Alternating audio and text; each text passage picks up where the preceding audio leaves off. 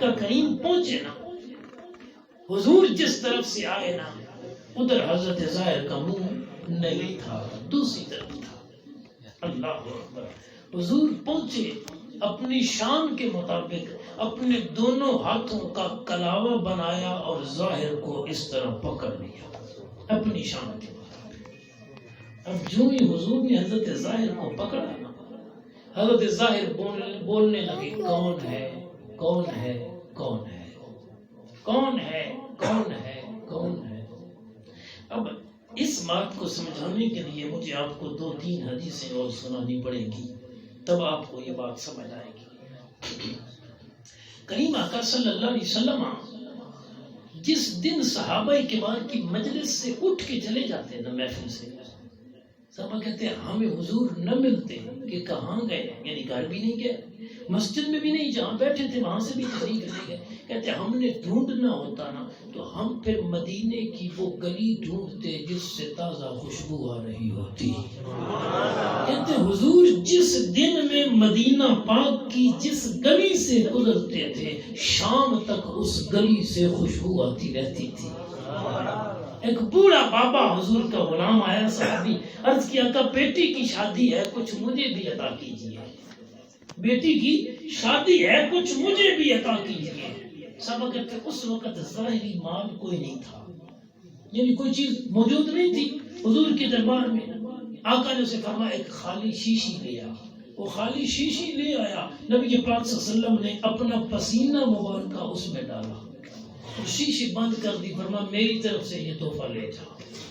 وہ گھر لے گیا، اس کی بیٹی دلہن بنی ہوئی تھی، اس نے بیٹی کو خوشبو لگائی، وہ بیاہ کے لے گئے اس کے سسرال والے، وہ جس گھر میں گئی وہ گھر بھی خوشبوؤں والا گھر مشہور ہو گیا، ان کے گھر سے خوشبو آتی ہے۔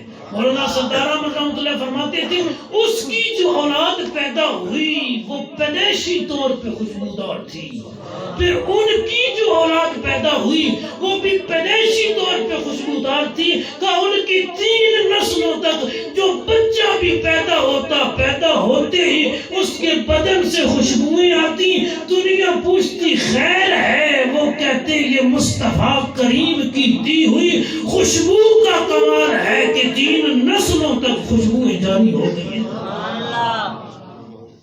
اللہ اکبر۔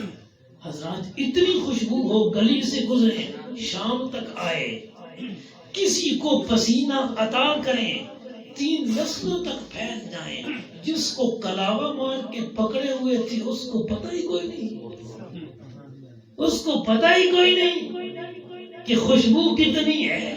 حضرت انس بن مالک کہتے ہیں رضی اللہ تعالیٰ عنہ، کہتے ہیں نبی پاک صلی اللہ علیہ وسلم کے ہاتھ اتنے نرم تھے کہ ریشم بھی اتنا نرم نہیں ہوتا، ریشم سے بھی آقا کریم صلی اللہ علیہ وسلم کے ہاتھ زیادہ نرم تھے۔ ریشم سے زیادہ نرم ہاتھ ہوں اور بندے کے وجود پہ لگے ہوئے ہوں، بندے کو پتہ نہ ہو، خوشبوؤں کے حلے ہوں، بندے کو پتہ نہ ہو۔ اور دستور ہی ہے، آقا نے ہاتھوں کا کلاوہ اپنی شان کے مطابق بنایا ہوا تھا۔ حضرت ظاہر مڑتے، پیچھے دیکھتے، پتہ چل جاتا کون ہے، منہ آگے کیا ہوا ہے اور کہہ رہے ہیں کون ہے کون ہے کون ہے کون ہے کون ہے کون ہے۔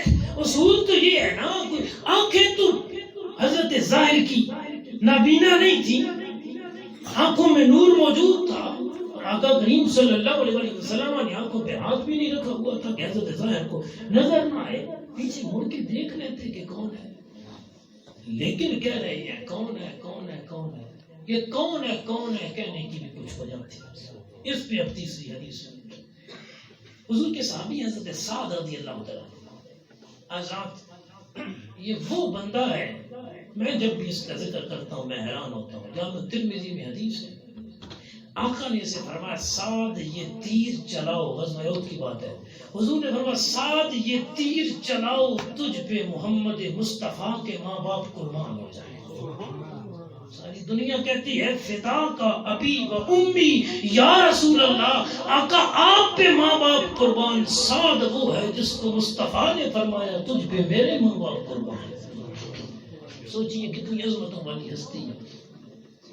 حضرت سعد رضی اللہ عنہ گھر بیٹھے تھے، حضور آئے، آقا کریم نے دستک دی اپنی شان کے مطابق. حضرت سعد نے پوچھا جی کون؟ حضور نے فرمایا ہے سعد کے گھر والوں تم پر سلامتی ہو. اپنا تعارف کروایا میں اللہ کا رسول ہوں. حضرت سعد نے گھر والوں کا ذرا آہستہ جواب دے آئے، اچھا نہ بولے آئے وعلیکم السلام یا رسول اللہ صلی اللہ علیہ وسلم، اچھا نہ بولے آئے تھے، منہ ابھی نہ کھلے آئے. حضور نے دوسری مرتبہ دستک دی. حضرت سعد بولے کون؟